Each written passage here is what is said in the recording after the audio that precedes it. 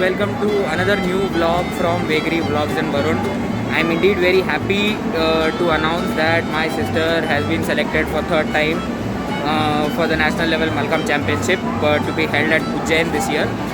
And today she left yesterday. She has her championships from 28, 29 and 30th of September in Ujjain.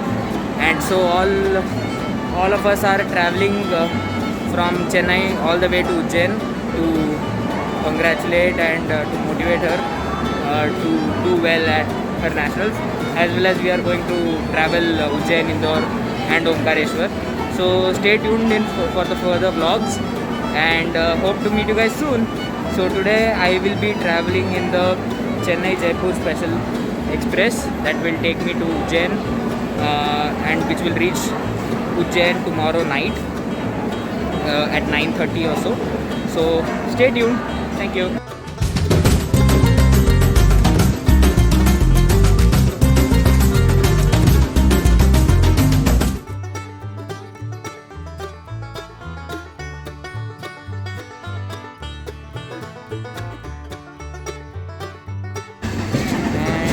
yes, the train has eventually started.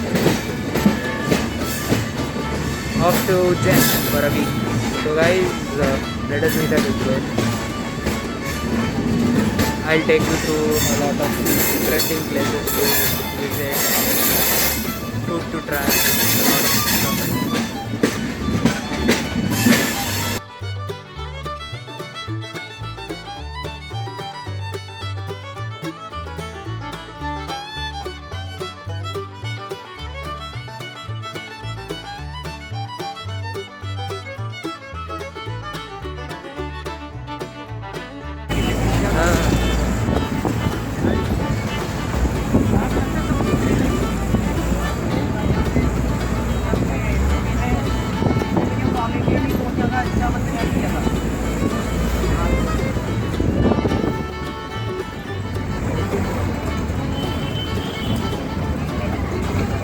खाने में क्या क्या special है भैया उज्जैन में?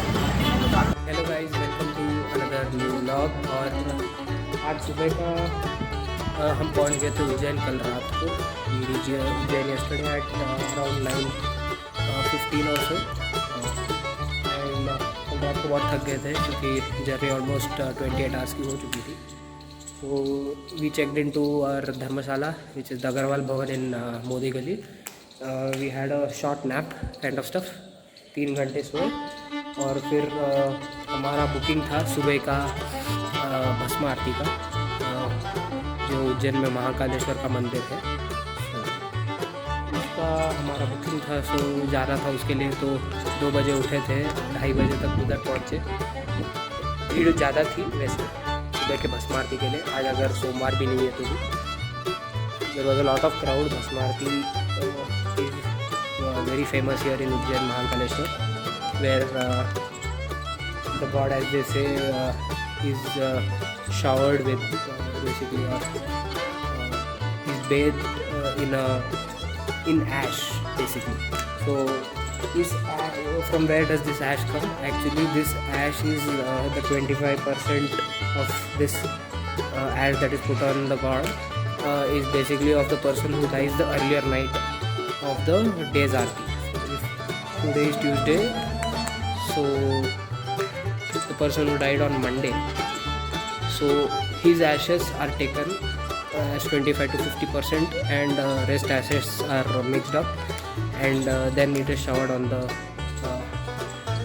idol of, or the Shivalinga, and that is how the Bhasma Aarti is carried out. It is for around 1 hour, starts by around 4:30, 4:45 and ends by around 5:30, 5:45. So we did our Bhasma Aarti, went to Ramghat.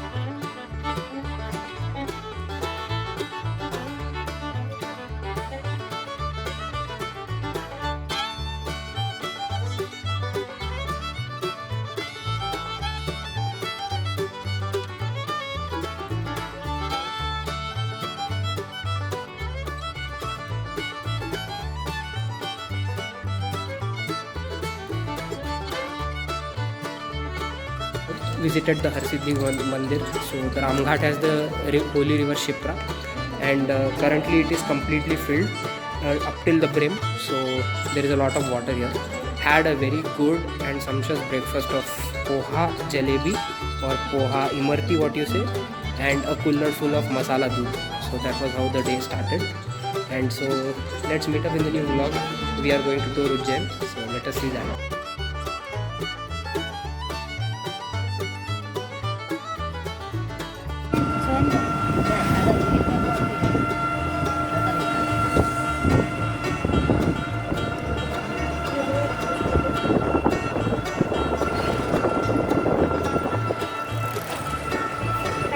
Okay, so after the Basmati and breakfast, we moved to getting around Ujjain, and we explored 4 spots: the Bhartari Caves, the Kalika Mandir, the Kal Bhairav Temple, and the Sandipani Ashram. So the first spot was Bhartari Caves.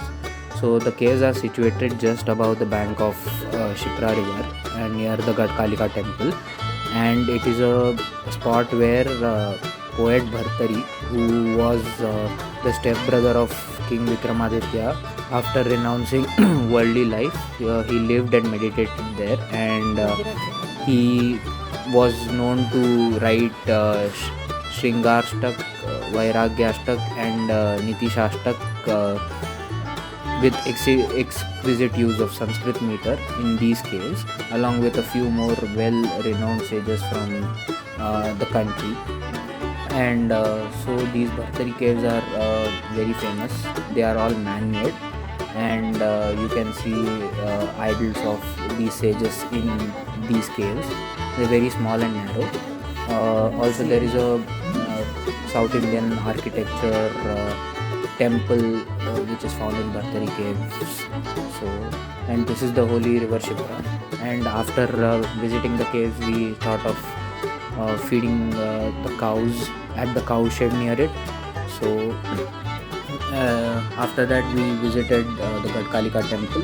I did not click any pictures of it, but then since we had to rush to Omkareshwar, we decided to quickly go to the Kal Bhairav temple, followed by the Sandipani. Kal Bhairav temple has its own significance, where liquor is offered to the god. And a quick tip to all the people who are visiting: if you consume liquor or alcohol, you can obviously offer it to the god there, but those who don't drink, just don't go stand in the queue in front of the god and just extend your hand asking for a prasadam, or you might just get alcohol on your hand.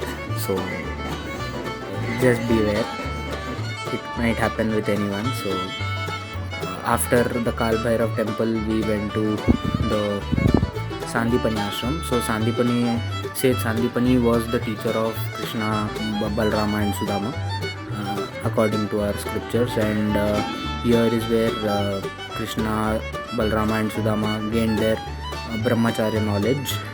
And here Maharishi Sandipani explains 14 domains of knowledge that one must learn in his entire lifetime.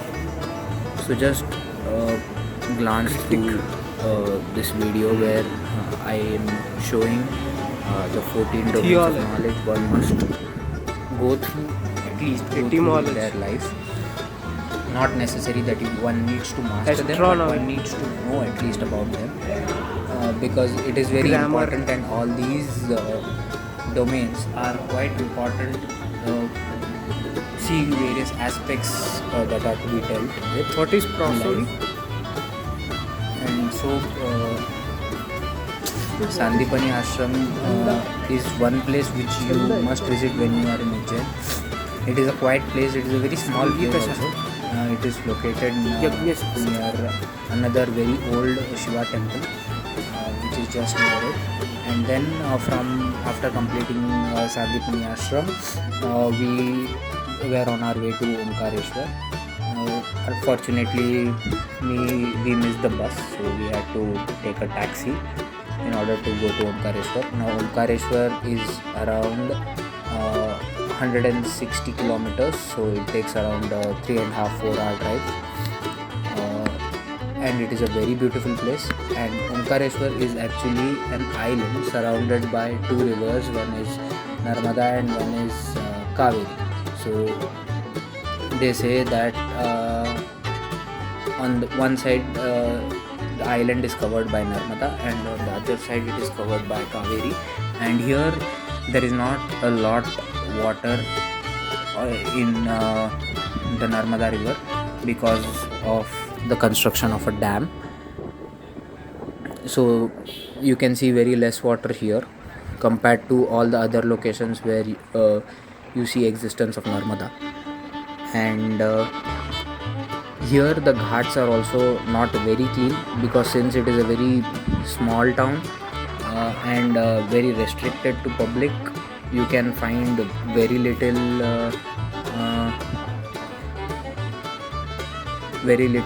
place to like venture out and everything. So it is very small town. It is a small island basically. And while on our way, our driver, since he was from Omkareshwar, he was telling us about the places we could visit in Omkareshwar, and he told us about this Omkareshwar Parikrama. So this Omkareshwar Parikrama basically is walking a 7-8 kilometer stretch and covering the entire island. So thus what we thought of is, after we reach Omkareshwar, we would do the Parikrama around in the evening. So we left for the Parikrama around 4:30 and we completed it by around 6:37. So the Parikrama route is a 7-8 kilometer route covering almost the entire island, and the island consists of various historically rich sites which are really very mesmerizing to watch, and have a rich history and culture imbibed in them. So one must do this Omkareshwar Parikrama, and the island is shaped in the form of Om, or shaped as of the shape Om, and you must do this. And there are a lot of small temples as well as big temples which one can find here. So we went to and on the entire path there is Gita inscribed on various hoardings. So there are these small hoardings that are placed all across the Parikrama route, where Gita is inscribed, 2 shlokas per board, and entire Gita is engraved on these stones. So one can even read while walking. And after this covering this 7-8 kilometer, it is like you have completed the entire Omkareshwar Parikrama. And on the way you can find a temple called as Gauri Somnath Temple, which exactly resembles to the Somnath Temple in Gujarat. So the Somnath temple is also called as the Mama Bhanja Temple. So they say that it is a story here that if in relation, okay, so your mother's brother and you basically go together to this temple, hold each of your hands and cover the entire, try to encircle the entire Shivalinga with your hands. So, and if your hands reach and touch each other's hand from the opposite end, then your relationship is true relationship. A lot of times we make a lot of acquaintances and that is not what happens here. So that is all about the Gauri Somnath Temple. And after the Gauri Somnath Temple, there is this another temple which has a huge Shiva Murti standing on it. Followed by, there is this Siddheshwar Mahadev Temple, which is either half constructed or half destroyed. Now it depends on the person's perspective. One of the priest at the Omkareshwar temple told that it is a half constructed temple, whereas the locals say that it is a half destructed temple. So this Siddheshwar Mahadev temple is an we can say an architecture marvel. The site is so beautiful that one would fall for its beauty, guaranteed. And from the Siddheshwar Mahadev temple, you can see the entire dam and reservoir of the Narmada. So Siddheshwar Mahadev temple is a go-to. So there is a small story behind Siddheshwar Mahadev as told by the priest, that Kauravas and Pandavas were given 1 day's time, like from 6 p.m. to 6 a.m. in order to build a temple, and whoever would build a temple in this time would be given the right over that land or the land of Omkareshwar. And so the Kauravas built the Omkareshwar, and the Pandavas were only able to complete half, and that half temple is said to be the Siddheshwar Mahadev temple. And in order to save the Pandavas and to help Pandavas get the hold over this Omkareshwar territory, Lord Krishna is said to instruct Bhim to add only one single pillar to the Omkareshwar temple in one direction, just as to tell him to show that the temple is still incomplete, which does not have a opening or a closing. So a trick that Krishna played in order to help Pandavas win. So there is a lot of things that had gone into this. So then we completed our parikrama and we came to the Omkareshwar temple. We intended to visit it the next day only, as we had our booking, but unfortunately we visited it on the same day itself and it was entirely empty. So we got to visit the Omkareshwar.